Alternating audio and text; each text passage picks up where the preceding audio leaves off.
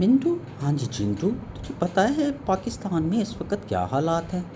मैं तो बहुत परेशान हूँ कि आने वाले वक्त में क्या बनेगा। क्यों, क्या हुआ? सुबह से मामा पापा बहुत परेशान हैं। क्यों परेशान हैं? मैं अभी उन्हीं को तलाश करने जा रहा हूँ क्योंकि वो बहुत ही ज़्यादा डिस्टर्ब थे। अब पता नहीं क्या बनेगा, हमारे घर में लाइट रहेगी कि नहीं रहेगी मिंटू। अच्छा भाई तू जा, देखते हैं। लो मैं तो उड़ा भाई, चला चला चला चला चला चला चला। अम्मा बाबा कहाँ हैं आप? अम्मा बाबा कहाँ हैं आप? मैं उड़ रहा हूँ, उड़ रहा हूँ, परेशान हूँ, प्लीज़ मुझे आवाज़ दे दें। क्या हुआ बेटा? अम्मी मैं बहुत परेशान था, सुबह से आपको तलाश कर रहा हूँ। बेटा मैं पैसे इकट्ठे करने के लिए गई हुई थी, बिजली का बिल ही इतना आ गया है कि लगता है अब हम सिर्फ बिजली का बिल ही दिया करेंगे। अम्मी ये छोटू का खाना कैसे पूरा होगा?